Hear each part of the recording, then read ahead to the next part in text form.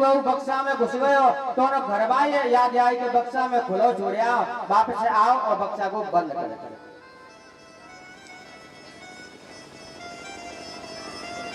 अब चूहा को पता लगा कि इसमें तो महाराज जी पड़ा रहे हैं और हमें छोड़ेंगे नहीं, तो खावे को तो आए ही। एक कोने में चूहा हो गया। अब सर्प ने विचार किया कि अगर मैं चूहे को खा भी लूं तो क्या फायदा, कुछ समय के बाद मैं भी इसमें मर जाऊंगा। इसलिए हो ना हो कुछ युक्ति निकालनी चाहिए, उपाय निकालना चाहिए। अब नजदीक में गया, चूहा के नजदीक में गया, चूहा चिपड़ता हुआ कोने में गया। सर्प ने कहा, अरे मूषक भैया, मुझे पता है कि तुम यहाँ हैं, इसीलिए तो मैं तुमसे मिलने के लिए आया हूं। मुझसे मिलने के लिए? हाँ। क्या खाने के लिए आए हो? अरे कैसा खाना? लगता है तुम्हें किसी बात का पता नहीं है। चूहे ने कहा, मुझे तो पता नहीं है। अरे राम राम, चलो ठीक है, मैं बता देता हूं, तुम भय मत करो। हमारी नाग समाज की पंचायत हुई। पंचायत? हाँ, वो कैसे? वही तो बता रहे हैं। सब नागों ने फैसला किया कि हम चूहों को खाते हैं। ये तो बड़ी अन्याय की बात है, बेशर्म की बात है। क्यों? वो बेचारे हमारे लिए बिल बनाते हैं। अगर चूहे बिल ना बनावे और हम क्यों के घर पहुंच जाए तो को हमारी तो हाल ही श्री गणेश वो तुम्हारे बिल बनाए भले भी हम घुस जाते तो हमारी जान बच जाती है। तो हमारी पूरी समाज ने जो निर्णय लिया है जो हमारा भला चाहते हैं, हमारा भला करते हैं, उनको क्यों खाना? चूहे ने कहा, अच्छा हाँ, अरे तो कोई बात नहीं, मुझे पता नहीं था इस बात का। हाँ वही तो मैं कह रहा हूं, परंतु मूषक महाराज जी, अब इस बक्सा में तो अपन दोनों ही मरेंगे ना।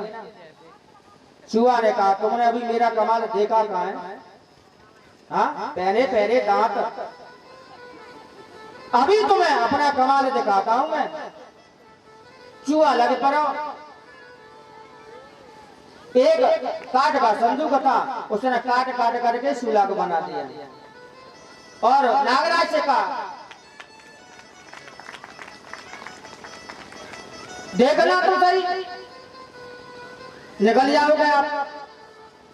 सर्प गया, सिर लगाया, पानी की अभी थोड़ा हल्का है, अच्छा आ गया। वो और लग पड़े और ज्यादा बड़ा कर दिया। अब निकल के देखो देखो, निकल के सर्प निकल करे आराम से बाहर आया। सर्प ने कहा, मूषक महाराज जी, स्वामी जी बाहर निकले आप। आधा नहीं, बाहर निकल आया। और जैसे ही मूषक बाहर निकला, जैसे ही नागराज ने उसका मुंह पकड़ लिया।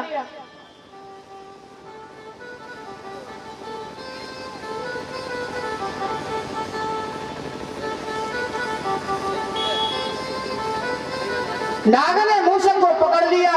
चूहे ने कहा, अरे भैया, अभी तो तुम कह रहे कि हमारी पंचायत जुड़ी,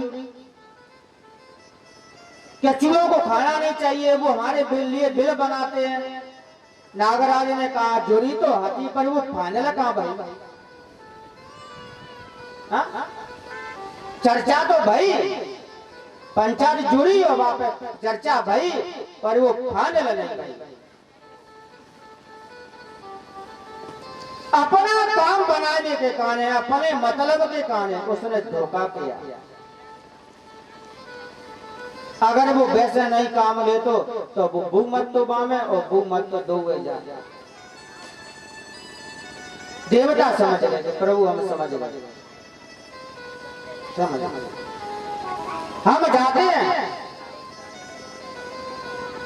राजा बलि के यहाँ देवता सब जाते हैं। मंत्री ने कहा महाराज आज तो गंगा जी उल्टी बह रही है। राजा बलि ने कहा क्या बात है मंत्री कि आज देवता स्वयं मिलवे क्यों आए रहे हैं और मुझे तो लगता है कि इनको बंदी बना लो। राजा बलि ने कहा नहीं,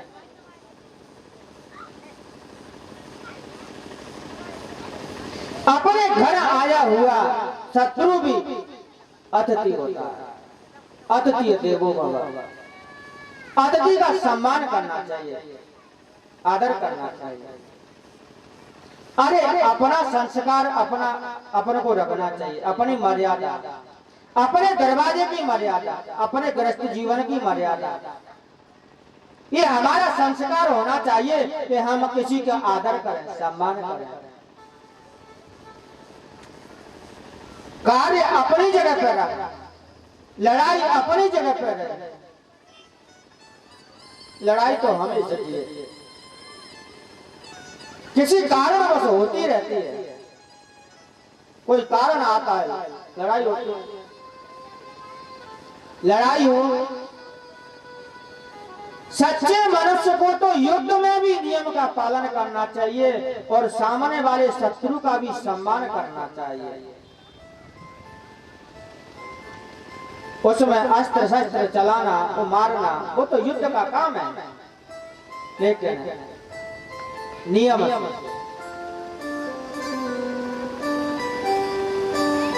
राजा बलि ने समझ आया। देवता आए और देवता का स्वागत किया, सत्कार किया, आसन दिए, बैठा रहे। शुक्राचार्य बैठे हुए सब आए। राजा बलि ने कहा हे देवो मैं आपकी क्या सेवा कर सकता हूं? कैसे आया? देवताओं ने कहा हे राजा हम तुम दोनों भाई भाई ही तो है, एक ही पिता की संतान है, बस माताएं अलग अलग हैं, बस इतना फर्क है, नहीं तो अपन भाई ही है। काश भाई, हम चाहते हैं कि भाई भाइयों में ये युद्ध लड़ाई हमेशा के लिए शांत हो जाए। हम लड़ते लड़ते उब गए। राजा बलि ने कहा अच्छा अब तुम्हें रिश्ता याद आया है कि हम भाई हैं। अब तक भाई नहीं थे, अब तक भाई नहीं थे। अब तुम्हें रिश्ता याद आया कि वो भाई है हमारे। इंद्र ने कहा जब याद आया तब इसे आया है। चलो अच्छी बात है, परंतु इसका अंत कैसे होगा? देवता ने कहा कि समुद्र का मंथन करना। समुद्र का मंथन? हाँ, तुमसे किसने कह दिया? देवताओं ने कहा, भगवान विष्णु ने कहा, नारायण ने कहा कि तुम्हें समुद्र का मंथन करना है। और समुद्र का मंथन ना देवता अकेले कर सकते हैं ना दैत्य अकेले कर सकते हैं, दोनों मिलकर के ही समुद्र का मंथन होगा। उससे लाभ क्या है? उससे अमृत निकलेगा और अमृत हम तुम सब पी लेंगे।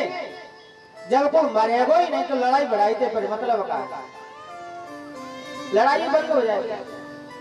हम अमर तुम अमर, हमेशा हमेशा को मरे वो बंद रह जाए। राजा बलि ने कहा हमें इसकी अमृत की कोई जरूरत नहीं है, हमारे पास तो गुरुदेव है ना शुक्राचार्य, उनके पास अमृत संजीवनी मंत्र। शुक्राचार्य ने कहा हाँ मेरे पास अमृत संजीवनी मंत्र है, हमें तुम्हारे अमृत की कोई जरूरत नहीं है। इंद्र ने कहा गुरुदेव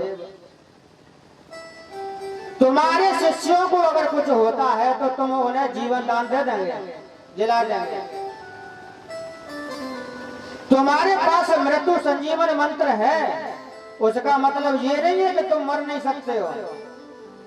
तुम्हारे पास मंत्र है, तुम दूसरों को जिंदा कर सकते हो। अगर तुम मर गए ना तो मंत्र तुम्हारी जिंदा ना कर सकते। शुक्राचार्य है, ये तो बात सही है। कोई और मरे तो मैं जिंदा कर सकता हूं, अगर मैं मर गयो।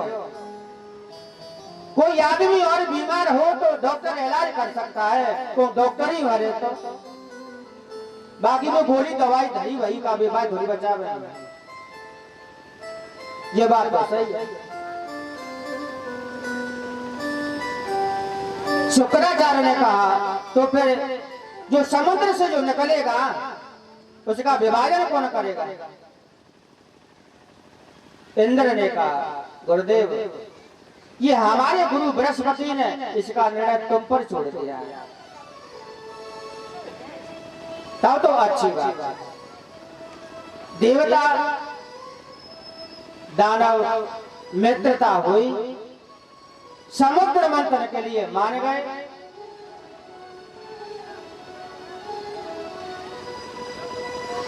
कैसे इसका मंथन होगा ये सब आप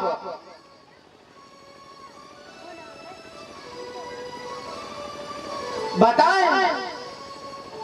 देवताओं ने कहा बासुकी नाग की तो रस्सी बनानी पड़ेगी, मंदराचल पर्वत की मथानी रई बनानी पड़ेगी। चलो समुद्र पे जाकर के पहुंचे। मंदराचल पर्वत को चक्र से काट दिया भगवान ने, उसको उठा करके लाए। रास्ते में लड़खड़ा करके पर्वत गिर गया, कोई उसके नीचे दब करके मर गया। किसी का हाथ गया, किसी का पैर गया, किसी का कुछ गया, किसी का कुछ गया। दैत्य कहने लगे अरे देवताओं, तुमने इस उपाय को बताया है, अब अच्छा रहा। कितने मर गए, कितने के हाथ कट गए, कितने के पांव कट गए, कितने कंधे बूटे हो गए। अब कौन ले जाएगा इस पर्वत को? देवता ने भगवान से प्रार्थना की। भगवान ने सबको जैसा था वैसा किया। गरुड़ आए, बासुकी नाग ने उसका लपेट करके उठाया और विमान से उसको मंदराचल को समुद्र पर ले जाते हैं और रख देते हैं। अब उनमें ये विवाद होने लगा कि बासुकी नाग के सर को कौन पकड़ेगा, पूंछ को कौन पकड़ेगा। दैत्य कहने लगे कि हम पूंछ की ओर होंगे, देवता मुख की ओर होंगे। देवता कहने लगे नहीं, हम पूंछ की ओर होंगे और तुम मुख की ओर होंगे। ये विवाद चलता रहा। देवता ने मना कर दिया नहीं, हम मुख की ओर नहीं होंगे, पूंछ की ओर होंगे। दैत्यों ने कहा इसका प्रस्ताव आप लेकर के आए हैं, मानो तो ठीक, नहीं तो मचे जा रहे हैं, हमें क्या लेना देना। तब तक नारद जी आए। नारद जी को देख करके देवता दैत्य दोनों रुक गए। इंद्र कहने लगा देखो देवर्षि, ये दैत्य ने मान ही नहीं रहे। राजा बलि ने कहा देखो देवर्षि, हमने इनसे कहा ये हमारी शर्त को स्वीकार करेंगे तो हमें इनके साथ। देवर्षि ने कहा क्या क्या शर्त है? राजा बलि ने कहा कि हम पूंछ की ओर होंगे और देवता मुख की ओर होंगे। नारद जी ने कहा सही तो है। इंद्र कहने लगा देवर्षि ये क्या कह रहे हो? तो भैया हमारा पक्ष लेने के लिए आए हो या दैत्यों का पक्ष? नारद जी ने कहा हम ऋषि हैं, किसी का पक्ष नहीं लेते, हकीकत बात होती है उसे कहते हैं। नियम की बात तो यही है कि देवता मुख की ओर होंगे और दैत्य पूछ क्यों रहोगे? ये क्यों? ये कौन सा नियम है, कैसा नियम है? देवर्षि नारद जी ने कहा एक बात बताओगे इंद्र कि यहाँ एक खटिया बिछी है, हाँ, उसमें बड़ा आदमी होगा, वो किस साइड में बैठेगा? सिराने की तरफ। और छोटा आदमी किस साइड में बैठेगा? पैरों की साइड में। तो मनुष्य का जो सिर बड़ा होता है या पैर बड़े होते हैं? बड़ा आदमी तो सिर की ओर होगा, और जो नीचे हैं, छोटे हैं बेचारे, वो तो पैरों की ओर जाएंगे ना। राजा बलि कहने लगा, देवऋषि हम छोटे नहीं हैं, हमने देवराज इंद्र को परास्त किया है, हम इंद्र है, स्वर्ग के स्वर्गाधिपति है। अगर ये आपकी शर्त है कि बड़ा आदमी मुख की ओर लगेगा, छोटा पैर पूछ की ओर लगेगा, तो हम बड़े हैं। इंद्र ने विचार किया, ये तो बात ठीक है। देवर्षि ने कहा, मैंने किसी को नहीं कहा कि तुम पूछ तर लगो, कि तुम मुख तर लगो। मैंने तो ये बताया है कि जो श्रेष्ठ होगा वो मुख की ओर जाएगा, और जो कमजोर होगा, नीच होगा, वो पूछ की ओर जाएगा। राजा बलि ने कहा, हम श्रेष्ठ हैं, हमने इंद्र को परास्त किया है, हम बलवान हैं, हम मुख की ओर लगेंगे, हम पूछ की ओर नहीं लगेंगे। हम नीचे थोड़े ये पानी की ओर जाएं। देवता ने कहा, काम बन गया। भगवान की खुशी मनाई। नारद जी वहां से चले।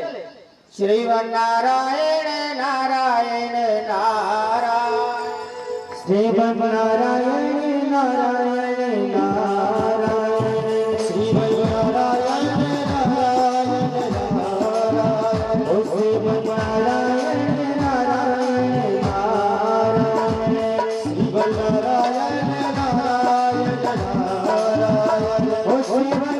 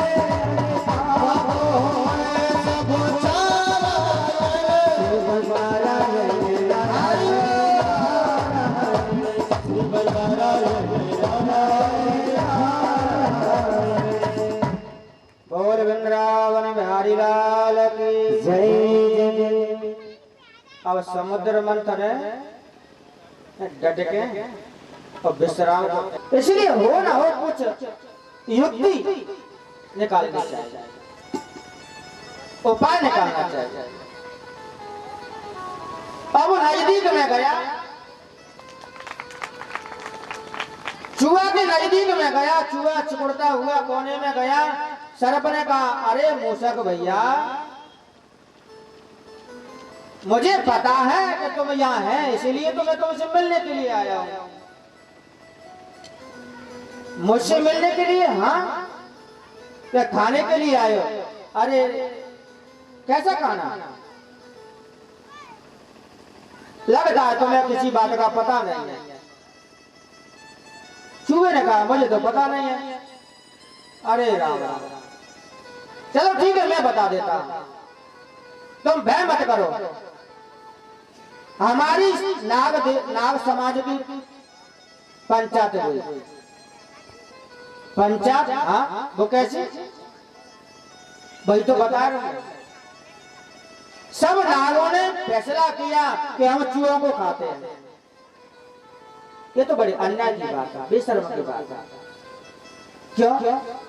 वो बेचारे हमारे लिए बिल बनाते हैं। अगर चूहे बिल ना बनावे और हम कहूँ के घर पहुंच जाए तो को हमारी तो हाल है श्री गणेश वो तुम्हारे बेल बनाए भय भी हम घुस जाते तो हमारी जान बच जाती है। तो हमारी पूरी समाज ने जो निर्णय लिया है कि जो हमारा भला चाहते हैं, हमारा भला करते हैं, उनको क्यों खाना। चूहे ने कहा अच्छा हाँ, अरे तो कोई बात नहीं, मुझे पता नहीं था इस बात का। हाँ वही तो मैं कह रहा हूं, परंतु मूषक महाराज जी अब इस बक्सा में तो अपन दोनों ही मरेंगे ना। चूहा ने कहा तुमने अभी मेरा कमाल देखा कहाँ है? हाँ पहले पहले दांत, अभी तुम्हें अपना कमाल दिखाता हूं मैं। चूहा लग पड़ो, एक काट का संदूक था, उसने काट काट करके शूला को बना दिया और नागराज से कहा देखना तो सही, निकल जाओगे आप। सरप गया, सिर लगाया, पाने की अभी थोड़ा हल्का है, अच्छा गया। वो और लग पड़े और ज्यादा बड़ा कर दिया। अब निकल निकल के देखो देखो निकल के सर्प निकल करे आराम से बाहर आया। सर्प ने कहा मूषक महाराज जी, स्वामी जी बाहर निकले आप। आदरणीय बाहर निकले और जैसे ही मूषक बाहर निकला, जैसे ही नागराज ने उसका मुंह पकड़ लिया।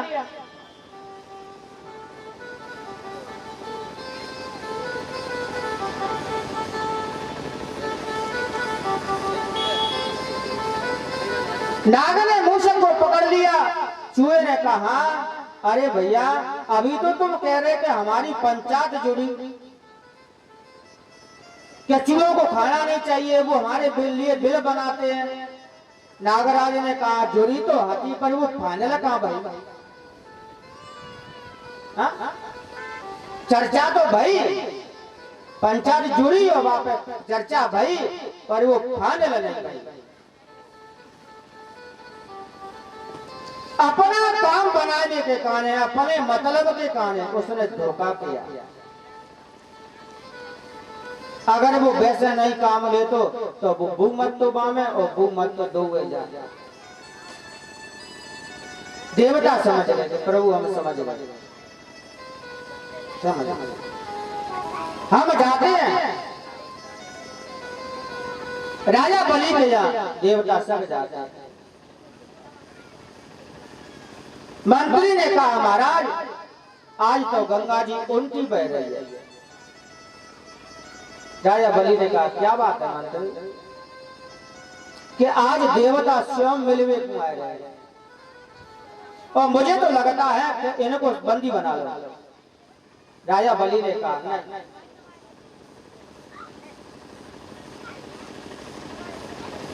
अपने घर आया हुआ शत्रु भी अतिथि होता है, अतिथि देवो भव। अतिथि का सम्मान करना चाहिए, आदर करना चाहिए। अरे अपना संस्कार अपना अपने को रखना चाहिए, अपनी मर्यादा, अपने दरवाजे की मर्यादा, अपने गृहस्थ जीवन की मर्यादा, ये हमारा संस्कार होना चाहिए कि हम किसी का आदर करें, सम्मान करें। कार्य अपनी जगह पर रहे, लड़ाई अपनी जगह पर रहे। लड़ाई तो हमें चाहिए, किसी कारणवश होती रहती है, कोई कारण आता है लड़ाई होती है। लड़ाई हो, सच्चे मनुष्य को तो युद्ध में भी नियम का पालन करना चाहिए और सामने वाले शत्रु का भी सम्मान करना चाहिए। उसमें अस्त्र शस्त्र चलाना, वो मारना, वो तो युद्ध का काम है, लेकिन नियम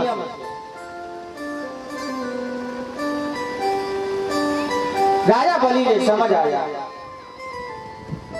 देवता आए और देवता का स्वागत किया।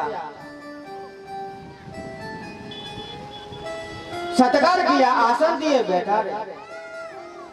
शुक्राचार्य बैठे हुए, सब आए। राजा बलि ने कहा, हे देवो, मैं आपकी क्या सेवा कर सकता हूं? कैसे आया? देवताओं ने कहा, हे राजा, हम तुम दोनों भाई भाई ही तो है, एक ही पिता की संतान है, बस माताएं अलग अलग हैं, बस इतना फर्क है, नहीं तो अपन भाई ही हैं। काश भाई, हम चाहते हैं कि भाई भाइयों में ये युद्ध लड़ाई हमेशा के लिए शांत हो जाए। हम लड़ते लड़ते उब गए।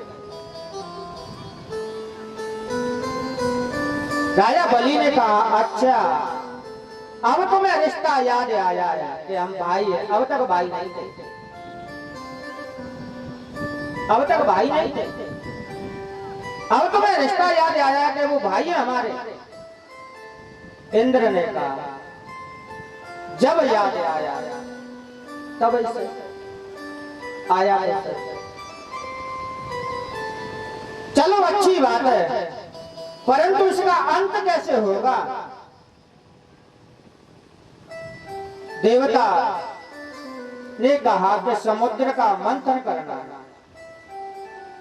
समुद्र का मंथन? हाँ, तुमसे किसने कह दिया? देवताओं ने कहा, भगवान विष्णु ने कहा, नारायण ने कहा कि तुम्हें समुद्र का मंथन करना है। और समुद्र का मंथन ना देवता अकेले कर सकते हैं, ना दैत्य अकेले कर सकते हैं, दोनों मिलकर के ही समुद्र का मंथन होगा। उससे लाभ क्या है? उससे अमृत निकलेगा, और अमृत हम तुम सब पी लेंगे। जब कोई मरेगा ही नहीं तो लड़ाई बढ़ाई थे पर मतलब का लड़ाई बंद हो जाएगी। हम मर, तुम मर, हमेशा हमेशा को मरे वो बंद रह जाए। राजा बलि ने कहा, हमें इसकी अमृत की कोई जरूरत नहीं है, हमारे पास तो गुरुदेव है ना, शुक्राचार्य, उनके पास अमृत संजीवनी मंत्र। शुक्राचार्य ने कहा, हाँ, मेरे पास अमृत संजीवनी मंत्र है, हमें तुम्हारे अमृत की कोई जरूरत नहीं है। इंद्र ने कहा, गुरुदेव, तुम्हारे शिष्यों को अगर कुछ होता है तो तुम उन्हें जीवन दान दे देंगे, जिला देंगे। तुम्हारे पास मृत्यु संजीवन मंत्र है, उसका मतलब ये नहीं है कि तुम मर नहीं सकते हो। तुम्हारे पास मंत्र है, तुम दूसरों को जिंदा कर सकते हो। अगर तुम मर गए ना तो मंत्र तुम्हारी जिंदा ना कर सकते। शुक्राचार्य ने, ये तो बात सही है, कोई और मरे तो मैं जिंदा कर सकता हूं, अगर मैं मर गयो। कोई आदमी और बीमार हो तो डॉक्टर इलाज कर सकता है, तो डॉक्टर ही मरे तो बाकी वो गोली दवाई धरी वही का बीमार थोड़ी बचा है। ये बात तो सही है। शुक्राचार्य ने कहा, तो फिर जो समुद्र से जो निकलेगा उसका विभाजन कौन करेगा? इंद्र ने कहा, गुरुदेव, ये हमारे गुरु बृहस्पति ने इसका निर्णय तुम पर छोड़ दिया,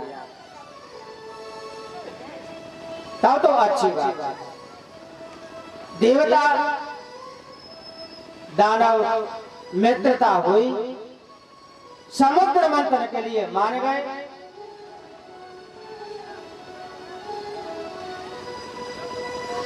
कैसे इसका मंथन होगा ये सब आप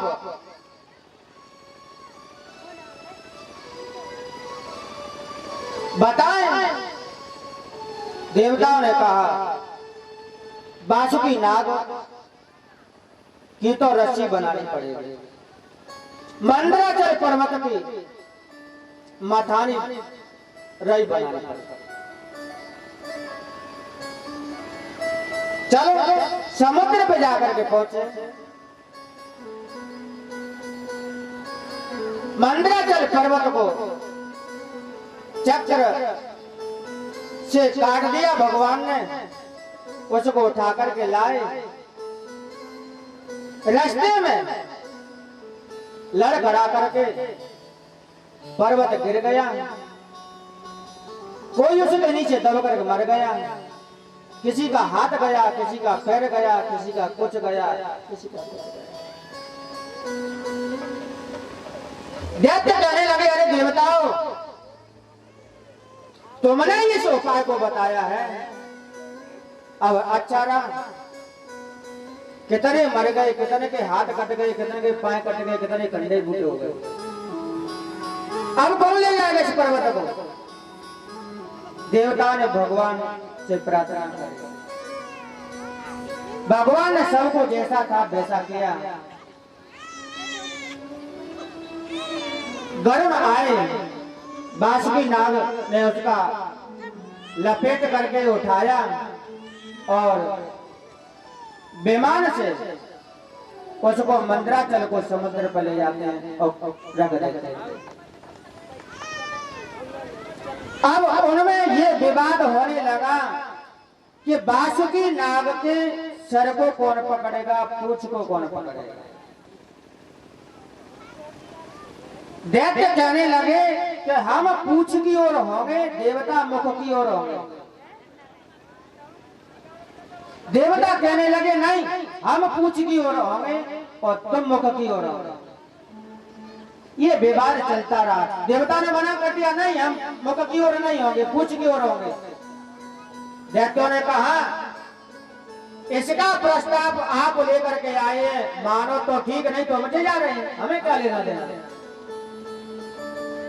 तब तक नारद जी आए। नारद जी को देख करके देवता दैत्य दोनों रुक गए। इंद्र कहने लगा, देखो देवर्षि, ये दैत्य ने मान ही नहीं रहे। राजा बलि ने कहा, देखो देवर्षि, हमने इनसे कहा ये हमारी शर्त को स्वीकार करेंगे तो हमें इनके साथ। देवर्षि ने कहा, क्या क्या शर्त है? राजा बलि ने कहा कि हम पूंछ की ओर होंगे और देवता मुख की ओर होंगे। नारद जी ने कहा, सही तो है। इंद्र कहने लगा, देवर्षि ये क्या कह रहे हो? तो भैया हमारा पक्ष लेने के लिए आए हो या दैत्यों का पक्ष?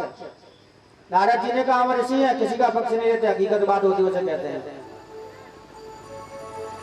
नियम की बात तो यही है कि देवता मुख की ओर होंगे और दैत्य पूंछ की ओर होंगे। क्यों? ये कौन सा नियम है, कैसा नियम है?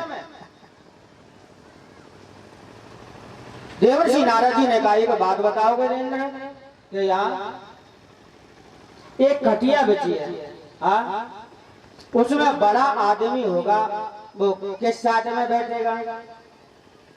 सिराने की तरफ। और छोटा आदमी किस साइड में बैठेगा? पैरों की साइड में। तो मनुष्य का जो सिर बड़ा होता है या पैर बड़े होते हैं,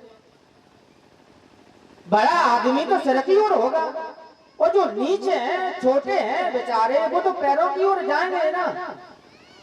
राजा बलि कहने लगा, देवऋषि हम छोटे नहीं हैं, हमने देवराज इंद्र को परास्त किया है, हम इंद्र है, स्वर्ग के स्वर्गाधिपति हैं। अगर ये आपकी शर्त है कि बड़ा आदमी मुख की ओर लगेगा, छोटा पैरों पूंछ की ओर लगेगा, तो हम बड़े हैं। इंद्र ने विचार किया, ये तो बात ठीक है। देवर्षि ने कहा, मैंने किसी को नहीं कहा कि तुम पूंछ तर लगो, कि तुम मुख तर लगो। मैंने तो ये बताया है कि जो श्रेष्ठ होगा वो मुख की ओर जाएगा और जो कमजोर होगा, नीच होगा, वो पूंछ की ओर जाएगा। राजा बलि ने कहा, हम श्रेष्ठ हैं, हमने इंद्र को परास्त किया है, हम बलवान हैं, हम मुख की ओर लगेंगे, हम पूंछ की ओर नहीं लगेंगे, हम नीचे थोड़े ये पानी की ओर जाएं। देवता ने कहा, काम बन गया। भगवान की खुशी मनाई। नारद जी वहां से चले। श्रीमन नारायण नारायण नारायण, श्रीमन नारायण नारायण नारायण, श्रीमन नारायण नारायण नारायण,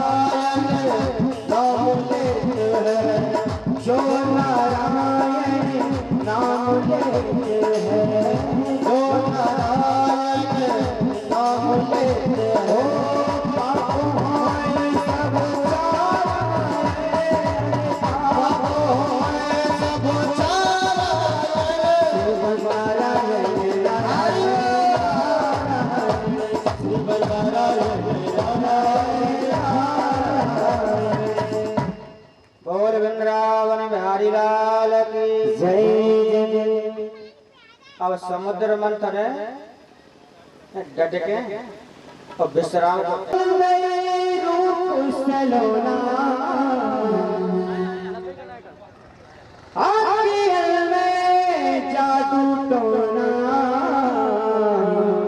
देखिए तालियों की सेवा आप लोग जरूर करते रहेंगे। जब भी आनंद आता है आप लोग तालियों की सेवा नहीं करते तो मन नहीं लगता, तो आप तालियों की सेवा करते रहेंगे। ओ तेरा सुंदर रूप सलोना आँखियों में जादू टोना, ओ तू है जादू है सजना, ओ तू है जादू है सजना, आए चरण की बदहारी, तू है जादू है सजना, आए चरण की बदहारी, ओ जादू है सजना, आए चरण की बदहारी, तू है जादू है सजना,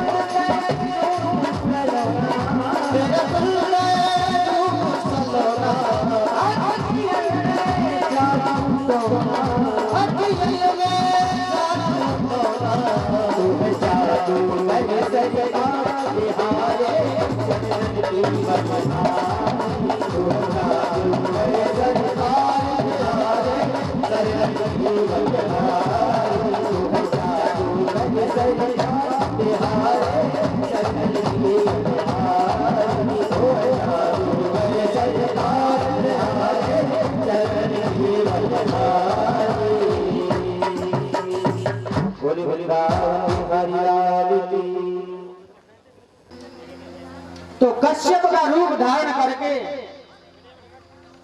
उस पर्वत के नीचे अपनी पीठ पर धारण कर लिया पर्वत को। श्री सुखदेव जी महाराज कहते राजा, जहां आवश्यकता पड़ती है वही भगवान किसी न किसी रूप में वहां आते हैं। बोलो कश्यप भगवान की जय जय। अपनी पीठ पर धारण किया और उस मंत्राचल का संतुलन बनाया, दाव के संतुलन बनाया। देवता और दैत्यों ने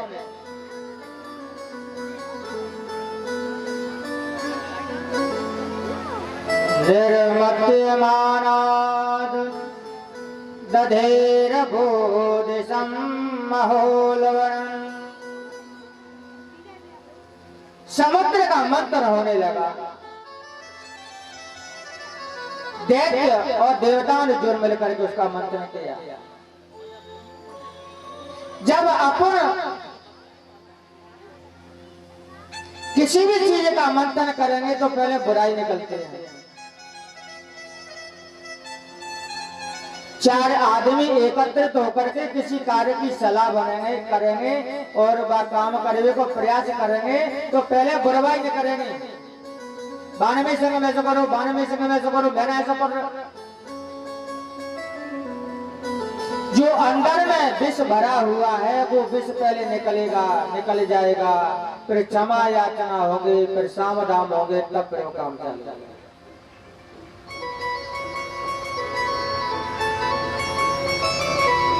हला हला हिरमग्नत संभ्रात मीनो नमकराय पक्षपाते मेदिपग्रहाहते मंगलाकुलाहत। जब मंथन होने लगा उसको मता गया तो उसमें जीव जंतु रहने वाले, जब विष उसमें से ऊपर आया तो सभी उसके जीव जंतु रहने वाले घबराने लगे, अति से व्याकुल होने लगे और तिलमिलाकर इधर उधर जल हस्तिनाथ और देवेंद्र सब घबराए। इसके पीछे समुद्र से प्रथम हलहाल नाम महोलवनम विष निकला। जैसे ही विष हलहाल की ज्वाला ऊपर आई सब देवता और दानव घबराने लगे कि ये तो पूरे संसार को नष्ट कर देगा, अब क्या होगा। जैसे ही उसकी लहर चारों ओर को बढ़ी और देवता दानव दोनों भागने लगे। दानव कहने लगे, हे देवताओं, तुमने हमें मरवा दिया, इस विष से तो संसार में कोई नहीं बचेगा। और देवता भी भय के मारे भागने लगे और प्रार्थना करने लगे कि इस विष से अब कौन बचाएगा, कौन बचा सकता है। भगवान भोलेनाथ के पास जाकर के पहुंचे।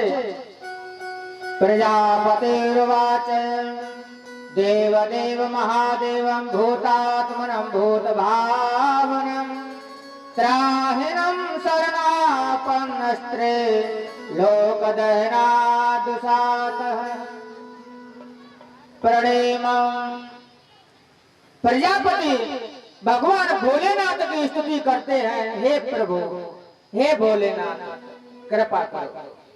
कहने लगे हो तेरी पूजा में भोले,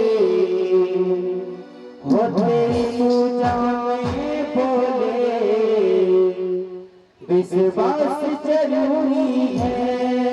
तेरी पूजा में भोले विश्वास जरूरी है।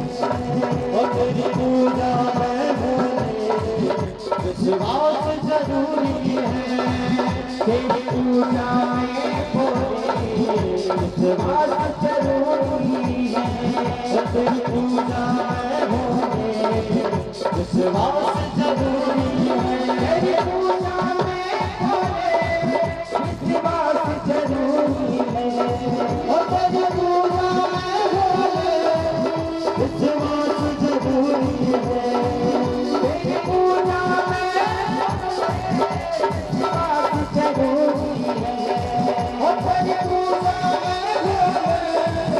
विश्वास जरूरी है।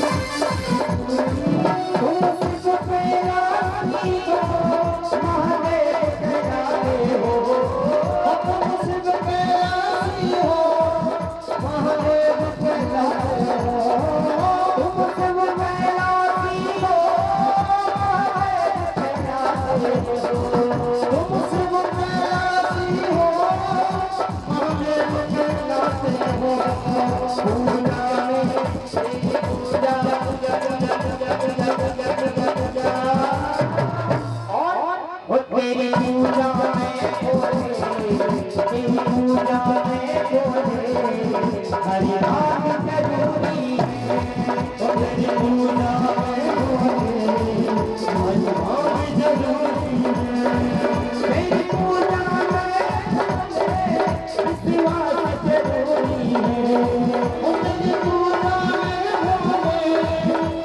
विश्वास जरूरी है।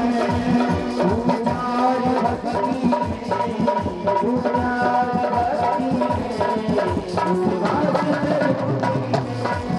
पूजा और भक्ति में विश्वास जरूरी है।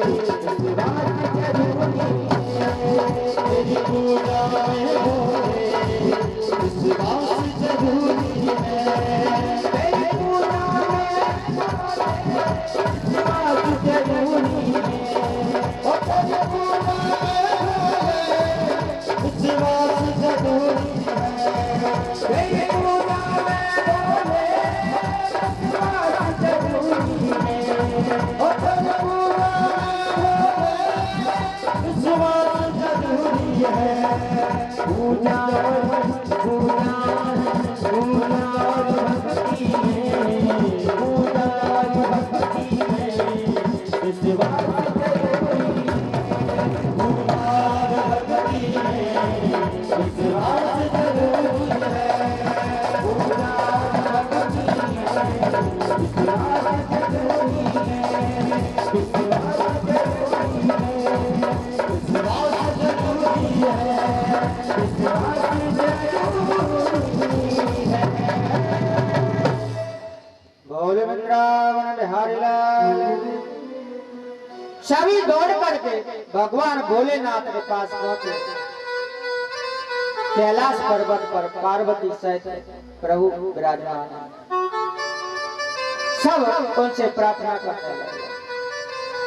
त्वमेकं सर्व जगत ईश्वरो बंद मोक्षयोः तं त्वामर्चन्ते कुशला प्रपन्नार्तिहरं गुरु। हे प्रभु, कृपा करो, इस संसार का सब आपके ही ऊपर भार है। पालन पोषण उत्पन्न संहार आप ही ईश्वर है, आप ही हमको बचा सकते हैं और कोई हमें नहीं बचा सकता। प्रभु भगवान भोलेनाथ की स्तुति करी। भगवान भोलेनाथ ने उनको अभय किया। तस्यापि दर्शयामास सबीर जल कलमसः यच्कार गले नीलम तच्चा साधोर विभूषण। जब भोलेनाथ विष पान करने के लिए तैयार हुए, पूरा विष उन्होंने आकर्षण किया अपने पात्र में और पीने लगे। जीव जंतुओं ने, कीड़ा मकोड़ों ने, सबने देखा हमारे प्रभु जल की भांति इस विष को पी रहे हैं। अगर कहीं हमारे प्रभु को कुछ हो ना जाए, हम भी उनके साथ में विष का पान करेंगे। हमारे प्रभु का होगा वो हमारा होगा। और कुछ बूंदे गिरी, सर्प है, बिच्छी है, ये सब विष वाले जीव जंतु उन्होंने पान किया। भगवान भोलेनाथ को ध्यान आया कि मैं विष का पान कर रहा हूं और हृदय में, मेरे हृदय में तो मेरे प्रभु श्री राम का वासा है, विराजमान है।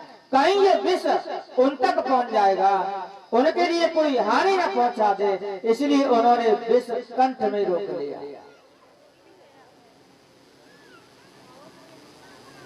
हृदय में राम है और मुख में रा कह करके मुख खोला, विष पान किया, मां कह करके बंद कर दिया, कंठ में रोक लिया। श्री सुखदेव जी महाराज कहने लगे, राजन, राम अंदर है, विष पहले कंठ में, पहले विष उसके बाद में राम, मिलाकर के हो गया विश्राम। विश्राम, जिसको विश्राम मिल जाए, को विश्राम के पाव तात सहज संतोष बिना चले के जल बिन नाव कोट यतन पच पच मरे। उनको विश्राम मिल गया, उनका कंठ नीला हो गया। उसी दिन से भगवान भोलेनाथ का एक नाम नीलकंठ हो गया।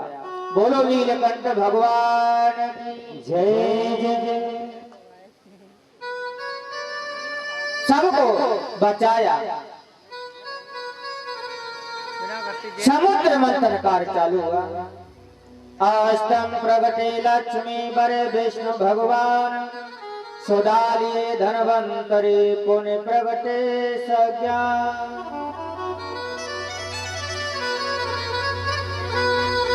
उसमें लक्ष्मी 12वीं कामधेनु कलवृक्ष ऐरावत उच्च सुरवा आते मणि 14 रत्न निकलते हैं।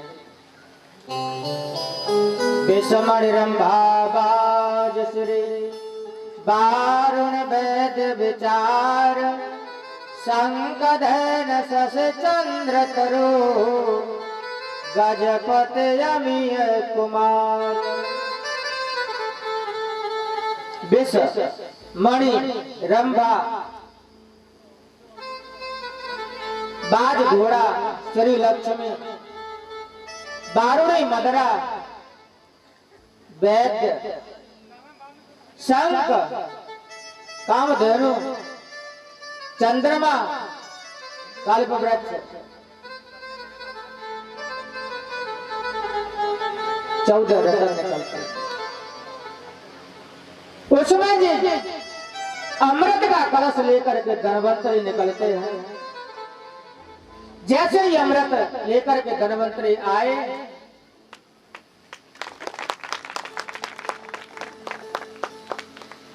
देवता दानवों में लेने के लिए एकदम भाग दौड़ बच गए।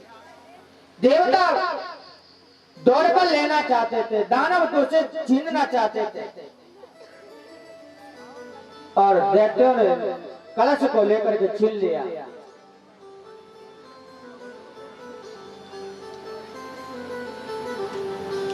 दैत्यों से देवताओं ने कलश छीन लिया और